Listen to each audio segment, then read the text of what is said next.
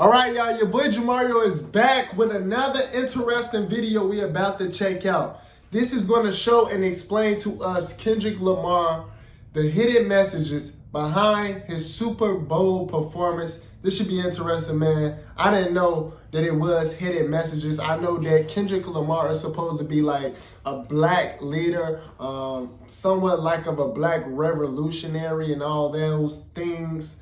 But me personally, I think he took the time out his Super Bowl performance to shine light on Drake. I didn't know it was other hidden messages besides that. He did the song that was a part of the beef with him and Drake. He performed that and mostly of his new type of songs. He didn't really do none of his old songs. So let's see if they're going to have something to say about that too as well. But comment down below. Comment down below. I was having this conversation with one of my peoples, one of my friends, and I wanted to know, I asked them, can a black leader or someone who is all for blacks, can they claim and be like the leader for blacks if they significant other is not 100% black or not black?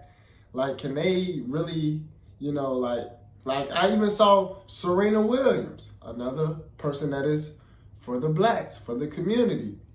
And, you know, her significant other, the person she's married to, is nowhere near black. So I wanted to know, how do y'all feel about that? Comment down below, let me know, like, can a person that is supposed to be for blacks be married or be with someone else of a whole different race? Let me know down in the comments below. I would love to know y'all opinion on that as well. But let's get right into this video, man. Let's see what they talking about. See about these hidden messages that I didn't catch. Let's go. Now, Kendrick Lamar is currently trending after his Super Bowl performance, and for good reason. Ever since it was announced back in September that Kendrick was going to perform, the hype has been real. And now it finally happened, and people can't stop talking about it. But here's the thing. Most people only saw what was on the surface. What they missed was the deeper message Kendrick was sending. This performance wasn't just about entertainment. It was filled with subliminals, symbolism, and a statement that went way beyond the music. So in this video, we're breaking it all down. What Kendrick was really trying to communicate and why this might be one of the most important Super Bowl performances we've ever seen. Let's start with some of the basics, what I'd consider the less exciting but still important details. First, we have the A chain, which caught a lot of people's attention. Some fans believe I ain't gonna lie, I was thinking like, why he got a lowercase letter, A chain? I was wondering what that was about, but let's continue. Subliminal shot at Drake, referencing the A minor line from Not Like Us, or even Drake's real name, Aubrey. While there's definitely Interesting. If Kendrick put that much thought into buying the A chain because of that, that's like, that's a different level of troll. Possibility, if you ask me. I think this is more about Kendrick promoting PG Lang. PG Lang, the company Kendrick started in 2020, specializes in music, film, television, and creative production. If you take a look at their merchandise, they frequently use the letter A, making this seem more like a branded promotion rather than a direct shot at Drake. That being said, I wouldn't put it past Kendrick to include this, knowing people would speculate and tie it back to their beef. But overall, I think this was less about the drama and more about using the big stage in America to push his brand forward. And then we have Serena Williams crip walking, which is so petty but undeniably funny. This moment was, of course, a direct, calculated jab, considering that definitely was a calculated jab right there, because that's Drake X. You got Drake X crip walking to the diss track that you made about him. It's like, that definitely was calculated. That wasn't even no hidden message. That was a plain sight. We all saw that. So that wasn't even a hidden message. We all saw that. History with Drizzy. Serena Williams and Drake used to date at one point, for anyone who doesn't know. Their connection first gained traction in August 2015 when paparazzi snapped them getting cozy at a Cincinnati restaurant. Before that, Drake had already been spotted courtside at her tennis matches, fueling speculation. However, things between Serena and Drake eventually soured. The exact reason, well, nobody truly knows. But what we do know is that in 2022, Drake took an unexpected shot at Serena's husband, Alexis Ohanian, on his... This is Serena's husband. I don't know how long she been married to him. I just found out about this being her husband literally right after the Super Bowl. Like, that's when I found out about he was her husband. I didn't even know. Collab album with 21 Savage, Her Loss. He did this on the track Middle of the Ocean when he said, "Sidebar Serena, your husband a groupie. He claimed we don't got a problem, but no boo, it is like you coming for sushi." That was a blatant sign of disrespect, not just towards Alexis, but indirectly towards Serena as well. And it was clear that she caught shade. Alexis Ohanian later responded on Twitter, brushing off Drake's comments while proudly embracing his role as a quote-unquote groupie for his wife and daughter. Very respectable man. Fast forward to the Super Bowl, and Serena's playful yet symbolic crip walking during Kendrick Lamar's performance almost felt like a subtle but satisfying clap back for the both of them. I think the deeper context definitely made it hilarious in its own right, whether intentional or not, which it probably was. It was another reminder that hip-hop and pop culture history always finds a way to resurface. So Serena, one of Drake's exes, and they obviously had a fallout. What a better way to send a message on the biggest stage than having her dance or crip walk to what is essentially the national hater anthem against Drake. Also, SZA was on the national hater anthem against Drake is crazy, fast. Stage with Kendrick, and for anyone who didn't know, SZA used to actually date Drake back in 2009. So there's that. For the Serena. Back in 2009. Back in SZA was I'm not gonna lie. Hold on, 2009. How old is SZA? I didn't even know SZA was famous in 2009. That just made me feel hella young. 2009. I was like 10 years old. How old is SZA? Well, I thought SZA was around. How old is SZA? Bro, I thought SZA was like 29 or something, 28, like 2009.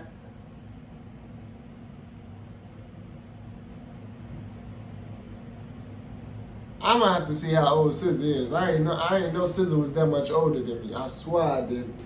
I swear. That angle. There's also another layer to this moment. Serena did grow up in Compton before moving to Florida at the age of 9. So not only does she share hometown roots with Kendrick Lamar, but the fact that they came together collectively to embrace a song that openly disses Drake, that's a shot 100%. It almost felt like a full circle moment. Kendrick, the hometown hero, using his Super Bowl performance to take aim at an industry rival, and then Serena, who grew up in Compton, casually hitting the crip walk to the same song right there on national television. Aside from that, we have Kendrick conveniently turning into the camera as soon as he said, "Say Drake, I hear you like him young. Better not go to Cell Block 1." Now that, I don't think there's anything particularly deep about that, but if you guys seen the look on this guy's face when he says that, I ain't really gonna say anything. Just look at this guy's face, bruh. This face has hate a million times written all over it, okay? Now that aside, let's actually go over the real shit now, okay? And this is something you're probably only gonna hear here because nobody breaks this down like me. So how about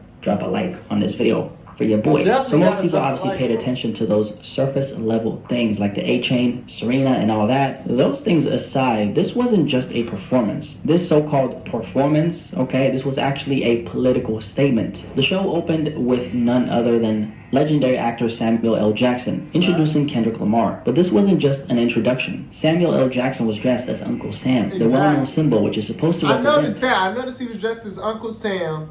I figured it was because his name was Samuel. And then I didn't get it that deep though as far as the symbolize of political reasons. I didn't understand, but hopefully he can explain this part to me because this part I didn't get. So let's see. The U.S. government. So he's a physical embodiment of the government, okay? And that embodies authority, control, which is essentially the same system that Kendrick has been fighting for the entirety of his career, but most importantly of all, life. Kendrick Lamar has spent his entire career being critical of the systems in America that have contributed to so much of the pain Black America has faced. He's never shied away from addressing oppression, economic disparity, and systematic racism in his music. In fact, he dedicated an entire album to these themes in 2015 called To Pimp a Butterfly. One of the most striking examples of this is Wesley's Theory, the very first song on the album where Kendrick raps, "Anything to see, my name is Uncle Sam, I'm your dog. Motherfucker, you can't live at the mall. I know you're kind, that's why I'm kind. Don't have receipts, oh man, that's fine. Pay me later. wear those gators, cliche, then say F your haters. Now this particular song is about the financial traps that have kept black Americans stuck in a cycle of debt and economic struggle. Kendrick paints a picture of the US government personified as Uncle Sam, luring young black men into a false sense of financial freedom, encouraging them to overspend, indulge in materialism, and accumulate debt, all while knowing that the system is designed to keep them from ever truly attaining wealth. Simply put, it's a trap. And Kendrick, being as intentional as he is, wasn't just referencing this song for nostalgia. His decision to have Samuel L. Jackson, dressed as Uncle Sam, introduce his Super Bowl performance was a callback to this very idea, reminding us that financial literacy, systematic racism, and the exploitation of black culture are still very relevant conversations today. Wesley's theory is a direct reference to actor Wesley Snipes, who famously went to prison for tax evasion. Kendrick used Snipes' situation as a metaphor for how the system sets up black artists, athletes, and entertainers to fail financially. Wesley Snipes was once one of the biggest actors in Hollywood, but after failing to pay millions in taxes, the American government came down on him hard. While tax evasion is a crime regardless of who commits it, Kendrick's point is that black celebrities are often placed in a financial trap, encouraged to spend recklessly, not given the tools for financial literacy, and then penalized harshly when they make mistakes. Kendrick's message in Wesley's theory is that the system doesn't just allow black success, it profits off of black success while making sure that the wealth never truly stays within the community. The government gives opportunities, loans, and access to luxury, but then punishes those who don't navigate the system correctly. It's a cycle, one that's intentionally designed to keep black people chasing wealth without ever achieving true financial independence. And when you bring this back to the Super Bowl performance, the symbolism becomes even clearer. Samuel L. Jackson as Uncle Sam wasn't just a random creative choice, it was a statement. Kendrick was showing that the same oppressive forces he's been rapping about for years are still at play, even on one of America's biggest stages while he's on that stage. Essentially, Kendrick is saying the same forces that allowed me to get on the stage, the ones that helped me get to my success and wealth, are the same forces still controlling the game while I'm performing on this stage. It's a paradox. Kendrick is saying that, hey, I know that I'm benefiting from the system, but he's also a product of the system's constraints. Alright, we're not playing that. That's true. That's very true. Okay. Entire clip, man, because they're trying to get my motherfucking coins out here, bro, and I'm not gonna let that happen. And that's why Samuel L. Jackson, representing the US government, injects himself into the performance by saying, too loud, too reckless, too ghetto. This moment isn't just about performance theatrics. It's a direct critique of how black expression is often policed and commodified. It's the system allowing Kendrick to exist, but only under certain conditions. The message is clear. Be successful, but not too successful. Speak out, but not too loud. Stay in line, play the game, and don't disrupt the system that benefits you. Now, the game he's referring to is the entertainment industry itself. The same industry that uplifts, but of course exploits black artists at the same time. It's the idea that as long as you're making money for the system, you're welcome. But the moment you challenge it too much, you become a problem. Kendrick has played this game. And that's why Kanye West stayed, they always try to make him look, even though he have been crashing out, but they always try to, make Kanye West look crazy or insane or problematic, because he don't just go with the flow, or he don't just go with their narrative or what they want him to do. He do what he want to do. And they don't, you supposed to stay, like they like to have some sense of control of you. And they don't like when you're not following by their rules or playing by their rules. They don't like that, so they try to, paint this narrative, this bad image of you as a person.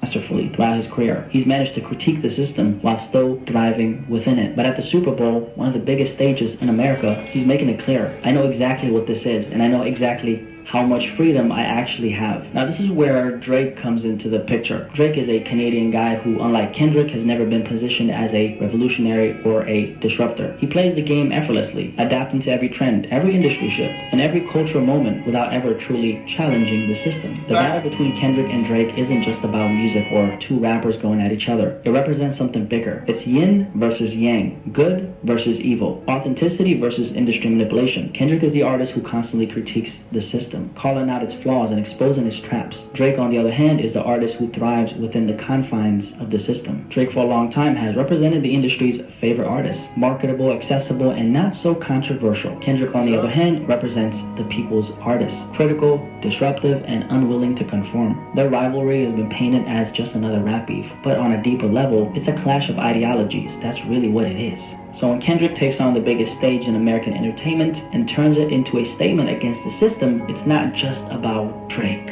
It's what he symbolizes. It's Kendrick reminding the world that the industry rewards those who play the game and silence those who question it. And by performing Not Like Us, he made sure that message was loud and clear. Now later on, before Kendrick is about to perform Peekaboo, Samuel L. Jackson delivers the line, "I see you brought your homeboys with you." The old culture cheat code, scorekeeper, deduct one life. It's more than just a random transition. It's a loaded statement. This moment ties directly into the overarching theme of the performance, the battle between playing the game and challenging the system just enough. "I see you brought your homeboys with you." On the surface, it acknowledges Kendrick bringing his team, his culture, and most importantly of all, his people to the stage. But coming from Samuel L. Jackson, who's playing Uncle Sam, the symbol of the US government and the industry's power, it carries a condescending tone. It suggests that Kendrick is leaning on the strength of his roots, his community, and black culture to make an impact. It's almost as if Uncle Sam is saying, "Oh, so you're using your people, your authenticity, your blackness as a way in?" And it's funny because blackness is literally the source of Why do he have a banana on his head?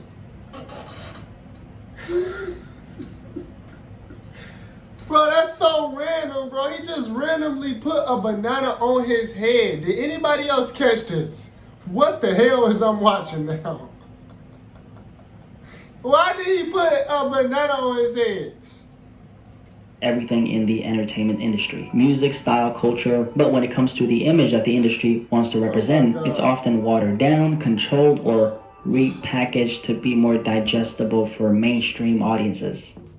Hip-hop, R&B, and black culture as a whole have shaped every major movement in music and entertainment. Yet the industry has historically treated black artists as both the foundation and the afterthought. Black artists are expected to innovate, set trends, and define culture. But when they become too outspoken or too disruptive or too unapologetically black, they're met with resistance, and this is that resistance at play. When Samuel L. Jackson as Uncle Sam dismisses Kendrick's authenticity as just a cultural cheat code, it reflects how the industry uses black culture while trying to control who gets to profit from it. So this could be a subtle dig at how the industry exploits black culture, allowing artists to bring their background into the mainstream only when it benefits the system. Also, he's performing Peekaboo, so let's talk about the white outfits, okay? Because those white outfits right there is definitely more than just a fashion choice. If you follow Kendrick's career, you know that he doesn't do anything without intention. In a situation like this, there's a strong argument that this was a direct reference to the KKK and the idea of America.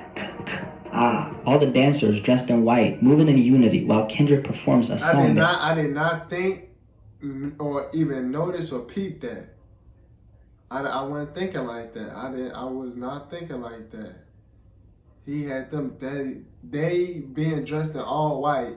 And then they even got their face covered up, most of them. Is an indirect message to the KK. I did not, that's crazy. That's crazy. I don't even think I noticed that. Like them at all dressed in all white for real. I don't even think I noticed that.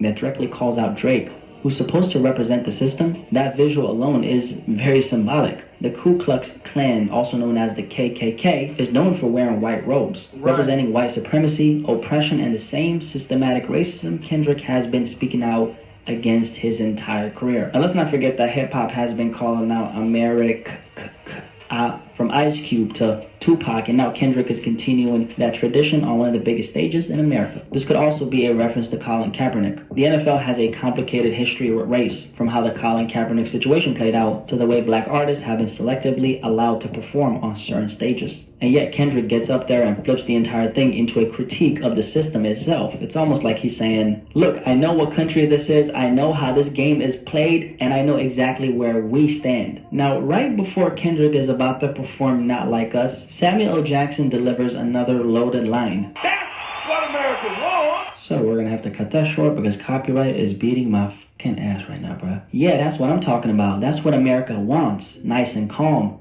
You're almost there. Don't miss this. And before he can even finish, Kendrick cuts him off, launching straight into Not Like Us. So this moment wasn't just theatrical. Now this moment wasn't just theatrical. It was symbolic. It was the system quite literally being interrupted. Samuel L. Jackson, still playing the role of Uncle Sam, the government, the establishment, the industry, was essentially telling Kendrick, this is what we want from you. Something safe, something that doesn't challenge us. you're almost where we want you. Stay in line and don't ruin it. But Kendrick doesn't let him finish. Instead, he shuts him completely down and jumps straight into Not Like Us, arguably the most rebellious moment of the entire show. And that right there, that's the perfect representation of how America has always tried to police black voices. The government has a history of suppressing outspoken black figures, whether through censorship, blackballing, or outright violence. The entertainment industry has a habit of rewarding black artists only when they play by the rules and punish those who challenge the system. The media often tries to dictate how black artists should behave, expecting them to be nice and calm rather than unapologetic and disruptive, because when other groups of people speak up, it's seen as passion, advocacy, standing up for what's right. But when black people speak up, suddenly it's labeled as aggression, a threat, or something that needs to be controlled. But Kendrick isn't here to be controlled. The second Uncle Sam tries to contain him, he breaks free by being his loud, aggressive self and does the very thing they don't want him to do. And then to top it all off, Kendrick ends his Super Bowl performance with the song TV Off, which quite literally means turn the damn TV off. Turn this TV off. Turn this. I think there are two major layers to why Kendrick chose to end this performance with this song. First of all, it's definitely a universal message to everyone. In a world where people are constantly fed media narratives, propaganda, and distractions, Kendrick is telling the audience to wake up. The Super Bowl is one of the biggest spectacles in America. Corporations spend billions just... And the fact, the Super Bowl is literally one of the most biggest stages you can perform on and for. And the fact that he put his career on the line like that, everybody wouldn't have did that. I would say that, everybody wouldn't have did that and put their career on the line like that, because that's going to bring a lot of problems for him. That's going to bring a lot of problems, whether he want or don't want. It's going to bring a lot of problems, and hopefully he's able to handle them. Hopefully everything works in his favor, but we just got to continue to watch and see. But like I said, everyone definitely wouldn't have did what he did, especially breaking it down to this meaning like this. To have a commercial slot because they know the whole world is watching. The game, the halftime show, the ads, it's all a distraction from real life issues that don't go away once the TV is off. Kendrick ending with TV off could be him saying, enough with the distractions. Exactly. Think for yourself. And then the other half of the message is a message to Black America. The media has historically controlled the narrative about black people, whether through the news, entertainment, or politics, or the entertainment industry. The way black artists, athletes, and leaders are portrayed is often filtered through a lens of control, only showing what fits the agenda. So when Kendrick closes off his performance with TV Off, it's his way of telling Black America to stop letting the media dictate their reality. Don't let America decide who you're... Turn the TV off, wake up, see what's really going on. Don't just go based off of what they putting in front of your face. Makes perfect sense now. Heroes are. Don't let the system control the narrative. Kendrick was clearly sending a message with this performance. And I can't believe there are people who thought this was just a regular halftime show. But then again, it makes sense. The masses only see what's on the surface. That's how it's always been. Most people just saw a high energy performance, a few viral moments, and some controversy. But if you've been following Kendrick's career, you already know that this man never does anything without a purpose. And that's why I respect him so much. You can't hear me break all this down and still think it was just about entertainment. Love him or hate him, Kendrick has always been about the message. He's never been the type to chase clout or drop music just for the sake of it. Every time he speaks, he's saying something. And this performance was just another example of that. And this is exactly why I'm so happy he's having this moment, because we finally have an artist on the biggest stage in America who's as authentic as an artist can possibly be. From mixtape Kendrick to Super Bowl Kendrick, I've been following this guy since he first came in the game. Sounded like Lil Wayne. Back when he was still, Lil K-Dot, rapping over other people's beats and finding his voice. So to see him evolve from that young kid from Compton to a cultural icon who's using the Super Bowl as a statement, that's iconic and legendary. Honestly, it's great. And what makes it even greater is how much he's able to say with so little. And this is what separates Kendrick from everyone else. He doesn't just tell you, he shows you. Samuel L. Jackson as Uncle Sam, the system controlling black artists, the dancers dressed in white, possible reference to America and white supremacy, cutting off Uncle Sam before Not Like Us, defying the system in real time, ending with TV Off. I'm not gonna lie, it was the girls in the back for me. The background dancers, the girl, when he was performing, he was like, I want to perform their favorite song but I'm kind of like nervous or scared too. And they was like, "What song?" The girls had, bro. That was my favorite part of the whole performance. Though that was too funny.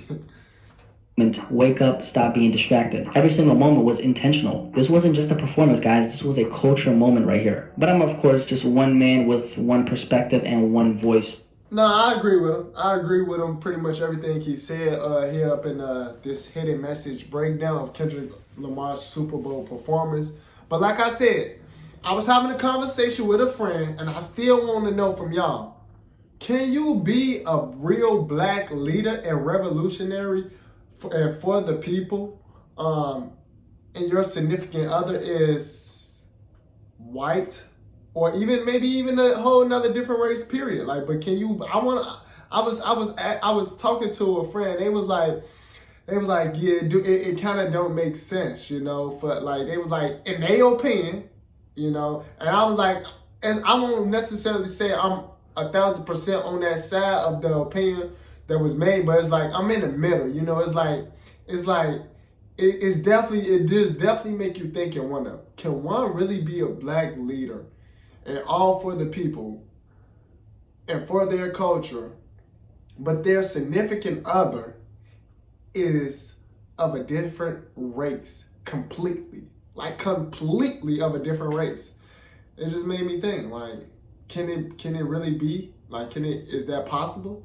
So that's the question of the day. After checking this out with y'all, man, comment down below. Let me know if y'all feel like they can or they can't, you know, and y'all eyes or y'all opinion. What y'all think? Can one be a black leader and all for the people and the culture, but their wife or their husband is of the opposite or a whole nother different race? Like, let me know down in the comments below. I want y'all opinion on that. We can have a discussion about it down in the comments below. But y'all know what to do. If y'all enjoy watching this video with your boy Lamar, hit the like button for me as well. Subscribe to the channel if you're new, and I'll see y'all next time.